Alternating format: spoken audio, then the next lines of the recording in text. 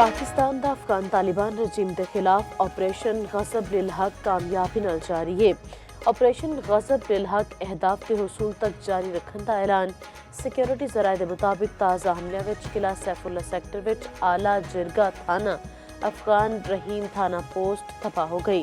पाक फौज ने शागा पोस्ट नोश के सैक्टर विच अफगान तालिबान दी पोस्टां जड़ियां ने वो तबाह कर दित्तियां ने और गुलाम Khan sector which तबाहशुदा post which अग लग गई है। अफगान तालिबान दी उमारी कैंप में भारी नुकसान, कई दहशतगर्द जहन्नुम वासिल हो गए। महमद सैक्टर के नेड़े अफगान चेक पोस्ट भी तबाह कर दी गई। पाक फज़ैया ने नंगरहार विच अफगान ब्रिगेड के बटालियन हैडक्वार्टर्स नूं उड़ा दिता है। पाक फौज ने ज़ोबा सैक्टर विच अफगान तालिबान दी डेल्टा पोस्ट नूं धमाके नाल तबाह कर दिता। कांडा कसी बेस चतराल नूं शदीद नुकसान पहुंचा। अफगान तालिबान की खैबर पोस्ट को मुकम्मल तौर पर तबाह कर दिता गया। हुण तक अफगान तालिबान रजीम के 297 कारिंदे हलाक हो चुके, 450 तो वध जख्मी ने। वज़ीर इत्तलात अता तारड़ का ताज़ा तरीन सूरत-ए-हाल उत्ते बयान आखिया। पाक फौज के अफगानिस्तान में ताबड़तोड़ हमले। DGISPR लेफ्टिनेंट जनरल अहमद शरीफ चौधरी ने ऑपरेशन गज़ब लिल हक की तफसीलात पेश कर दित्तियां। आखिया फौज के 12 जवानों ने जामे शहादत नोश किया, 27 जख्मी, एक जवान लापता होया। अफगान तालिबान रजीम दहशतगर्दी की मास्टर प्रॉक्सी है। वज़ीर-ए-आज़म नूं ऑपरेशन गज़ब लिल हक की मुकम्मल ब्रीफिंग दी गई। तालिबान रजीम ने पाक अफगान सरहद के 15 सैक्टर से 53 थावां उत्ते जारहियत की। एक आलमी सतह उत्ते दहशतगर्दी करार दी गई। तंजीम TTP दे नाल मिल के किया। सारिया थावां उत्ते दुश्मन नूं मुंहतोड़ जवाब दिता गया। अफगानिस्तान की 73 चेक पोस्टां मुकम्मल तौर पर तबाह कर दित्तियां गईयां। 18 चौकियां पाकिस्तान के कब्जे विच ने। दहशतगर्दां नूं तहफ़्फ़ुज़ फराहम करने वाली पनाहगाहां भी पाक फज़ैया दे रडार ते। DGISPR लेफ्टिनेंट जनरल अहमद शरीफ चौधरी ने दस्सिया, फिज़ाई निशाने विच 22 थावां उत्ते काबल, कंधार, पक्तिका विच इंटैलीजेंस स्पेस टारगेट लीते गए। सारे टारगेट्स मिलिट्री सन, शहरी आबादी का कोई नुकसान नहीं होया। DGISPR ने प्रेस कॉन्फ्रेंस के दौरान अफगान चेक पोस्टां नूं निशाना बनाने की वीडियोज़ भी विखाईयां।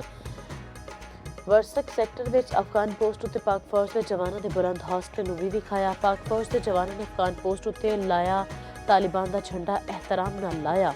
DGISPR ने आखिया, दुनिया वेख ले कि पाक फौज ने किवें मुहतात ते मखसूस टारगेट्स नूं निशाना बनाया।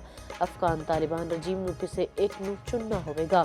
भारत अफगानिस्तान तालिबान रजीम के ज़ेरे तसल्लुत इलाकों नूं इस्तेमाल करता है।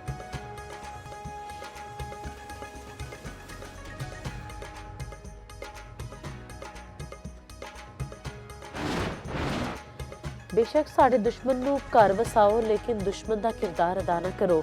वज़ीर दिफा ख़ाजा आसिफ दा सराजुद्दीन हाकानी नूं दो टोक पैगाम अपने ट्वीट विच ख़ाजा आसिफ ने आखिया, तुसीं साडे मेहमान रहे हो, तुहाडे खानदानां दी असां दुहाइयां तक मेहमानदारी कीती है। सोवियत यूनियन के खिलाफ असां इकट्ठे जंग लड़ी। तुहाडा ते साडा एक ही हदफ सी ते यह हदफ तुहानूं ते सानूं अमरीका ने दिता सी। 9/11 तो बाद हाकानी नेटवर्क के सहूलतकार का इल्जाम लाया गया। असां तुहाडियां जंगां खत्म करांदे रहे, मक्का विच सुलह सफाई करांदे रहे। बदले विच की मिलिया? तुसीं साडे कातलां नूं पनाह दित्ती। तुसीं रकम मंगी, असीं ओह भी देण लई तैयार सां, पर कोई जमानत नहीं सी। पाकिस्तान अफगानिस्तान दे नाल ठीक कर रहा है। मैं पाक अफगान जंग विच मुदाखलत नहीं करांगा। अमरीकी सदर डोनाल्ड ट्रंप दा पाक अफगान जंग तो मुतल्लिक सवाल उत्ते जवाब। वज़ीर-ए-आज़म शहबाज शरीफ ते फील्ड मार्शल सैयद आसिम मुनीर दी फिर तारीफ। आखिया, पाकिस्तान दे कोल अजीम वज़ीर-ए-आज़म ते एक अजीम जनरल है। मैं उन्हां दोनों रहनुमावां दी बड़ी इज्जत करदा वां। मेरे पाकिस्तान दे नाल बड़े चंगे ताल्लुकात ने। पाकिस्तान बड़ा ही शानदार तरीके नाल अगे वध रहा है।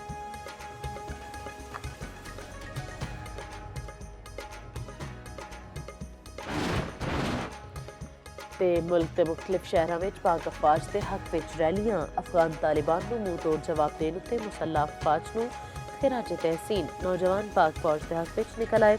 अफगान तालिबान के हक विच नारेबाजी की गई। सऊदी अरब विच मुकीम पाकिस्तानियों का भी पाक फौज नाल भरपूर यकजहती का इजहार। अफवाज पाकिस्तान के शाना बशाना खलोते रहने का आज़म।